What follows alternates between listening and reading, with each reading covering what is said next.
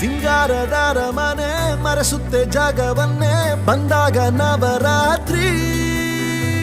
ಅಂಬಾರಿ ಮೇಲೇರಿ ಚಾಮುಂಡಿ ಬಾರುತ್ತಾಳೆ ನಾಡಿಗೆ ಶುಭ ಕೋರಿ ಲೋಕದ ಕಣ್ತುಂಬುವ ದಸರೆಯ ಆ ವೈಭವ ಎಲ್ಲಿಯೂ ಸಿಗಲಾರದು ಇಂತಹ ಸಿಹಿ ಅನುಭವ